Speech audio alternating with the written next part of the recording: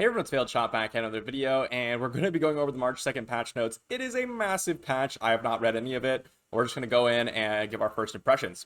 So first off, new character Garel. Looks pretty sweet. If you've not seen him, I will link the video at the end of this video to Garel so you can check out that. And then we have added Garel's event, Flaming Fists, unlocked after clearing Adventures 7-8. Okay, I think that's the login event, so that's cool. Added a new summon, advanced summon for Garel, will be open March 2nd, March 16th. And then when a player pulls a legendary hero, there's a 50% chance of it being Garel. If the first pull was not successful, the next will be... Ooh, so it's a guaranteed summon event. I actually predicted this. I had a conversation with a couple people saying, hey, I think this is going to be a guaranteed summon event. So very, very exciting. And then we have added Garel event packs to the shop. Okay. Maybe I'll go over those ones if everyone wants to see it. Gear set, adjusted effects of assassin set. Okay, this is nice. This is nice. I thought the assassin set was a little weak, but it looks like it was changed from 50% chance to deal 35% bonus damage to 50% chance to deal 50% bonus damage. Really, really, really nice buff there. I think it actually has some very, very useful situations in using this set. Obviously, if you have a character with a lot of AoE, you're still going to want to use the Avarice set. But now Assassin set might overshadow Curse set in some of the characters. Arena. Now in Arena, spells are limited to 1 per round. Oh, okay. This is massive. Honestly, it's a massive nerf to offensive Arena teams. You cannot use your stun spell and your defense down spell, which is pretty big. So this is huge. On defense, it matters a little bit less, but it still matters. Chat, in-game chat, okay, doesn't really matter. Just laid out the dungeon interface, added our current events to the dungeon main page, and added a separate tab for endless trials.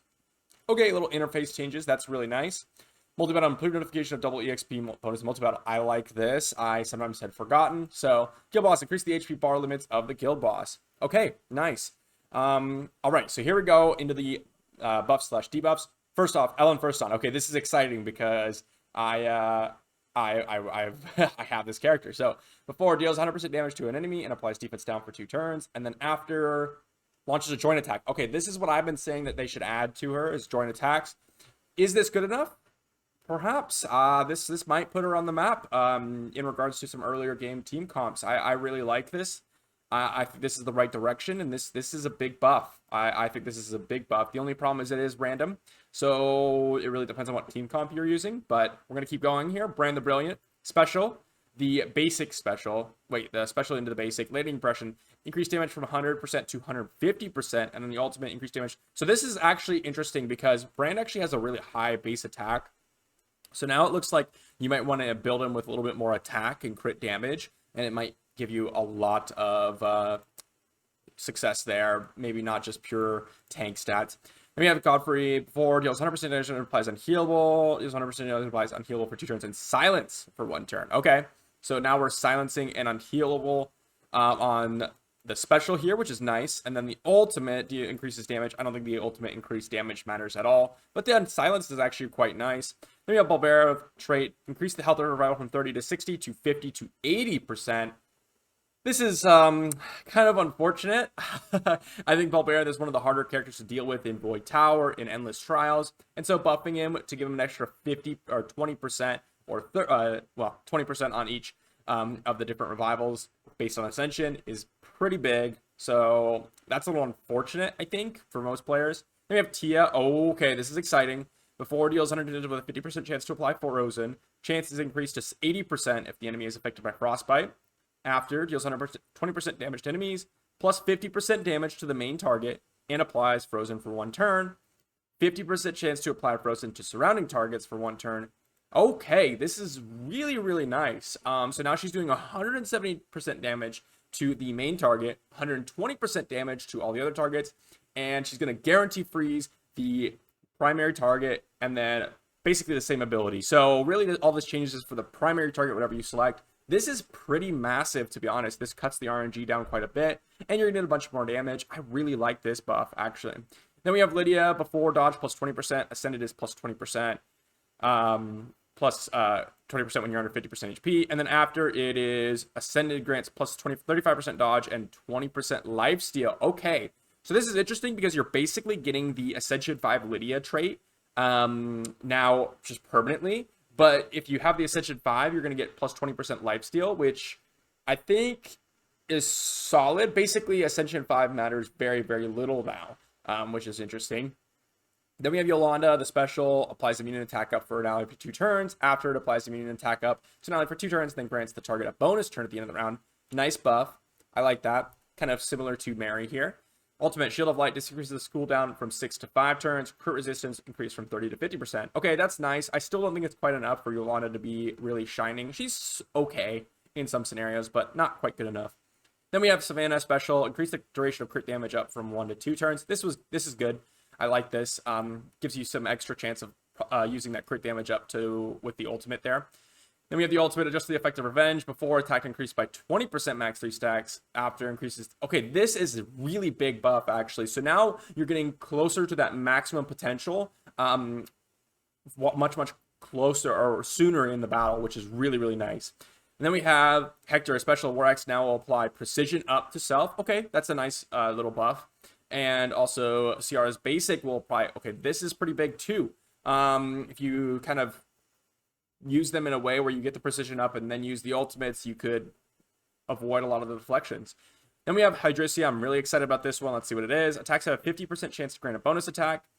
And after, attacks have a 40% chance to grant a bonus attack, but plus 15% chance per valid hit on the enemy. And this is huge, I think. This is huge. If you're using her for Ashe, it's huge. If you're using her for Void Tower, it's huge. Just think about it.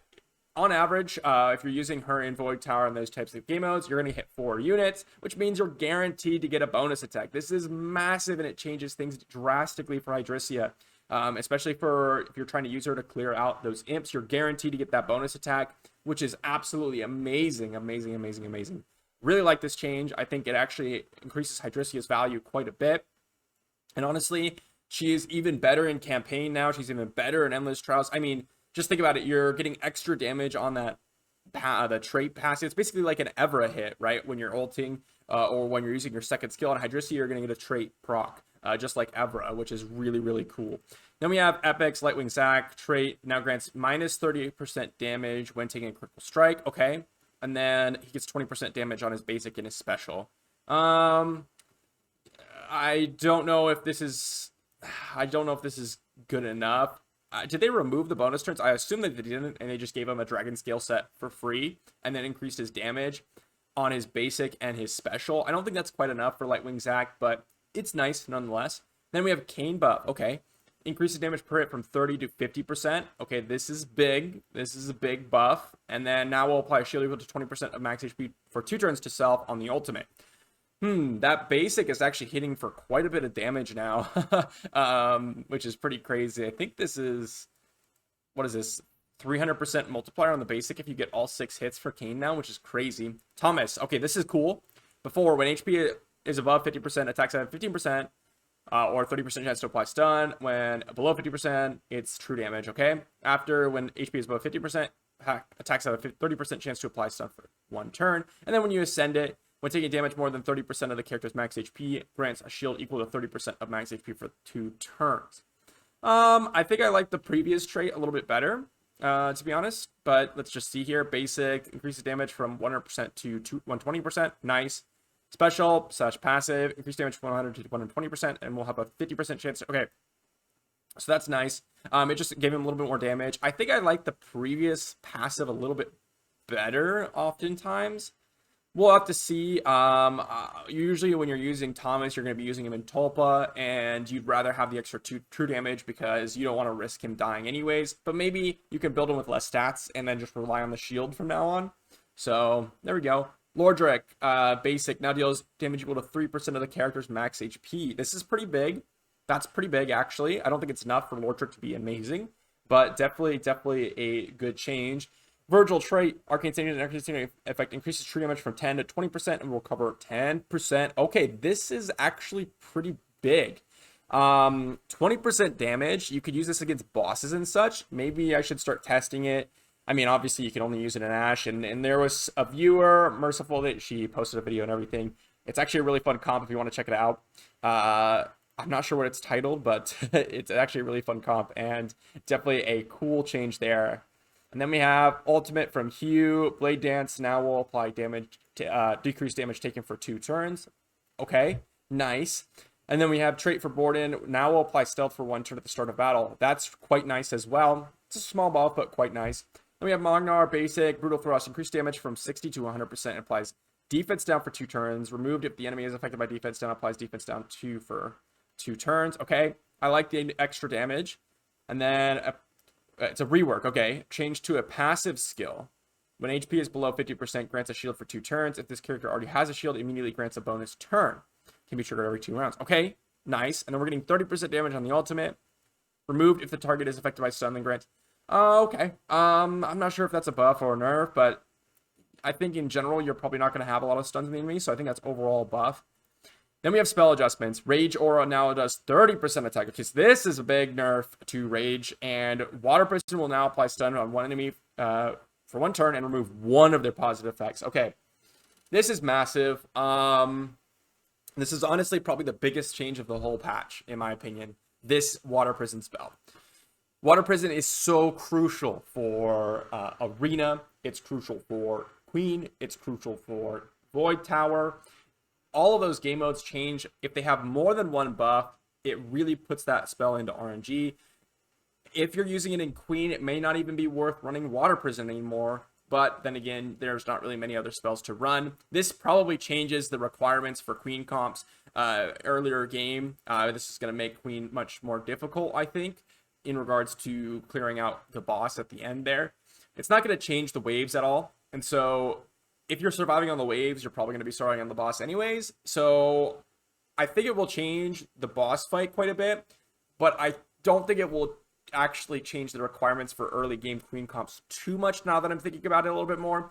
But it will definitely change Void Tower and Arena for those brands. Like, for example, I fight a lot of brands, and so if they have a brand shield, and I go ahead and Water Prison them, and they have another buff on them, like a defense up, or for example, this may end up being a problem.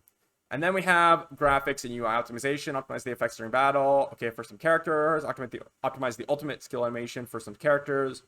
Okay, all that stuff. Fix certain text overflow errors. Fix report error. Okay, so what is the overall thoughts of this patch? I like it. I think they did an amazing job with all the buffs. I think the things that they nerfed were probably a little too strong anyways. And what did they actually nerf? They really only nerfed the spell adjustments. Let me just go back through here real quick. I mean, you could say that they kind of nerfed Lydia if you rather have the extra 5% dodge. But what I'm really, really excited for is, I think, 4 things. 1, guaranteed summon event is amazing. I do not necessarily recommend that you earlier game players actually pull for him. I think you should test him out, or we should test him out. It's till March 16th, so you have a couple of days, a couple of weeks actually. But that's awesome. The second thing I'm excited about is this assassin set. Really, really want to do some testing for that. Really definitely changed for a lot of characters. The third thing I'm really excited about is EFD change here for me personally for the joint attack. And then the fourth thing is this Tia change. I actually really, really like that Tia change. Everything else is just a little bit extra gravy. And then the Water Prison is definitely the most concerning thing about this patch and how much it will affect Queen and such. So very, very interesting patch. Massive, massive patch, to be honest. And honestly, very, very exciting. I'm excited to see this type of stuff. So let me know what you all think down below. Let me know if you're going to pull for Garel.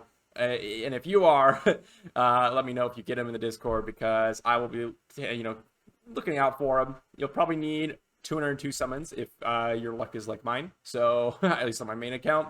My alt account would pull him on 1 summon. But let me know what you all think, and I will see you for the next one.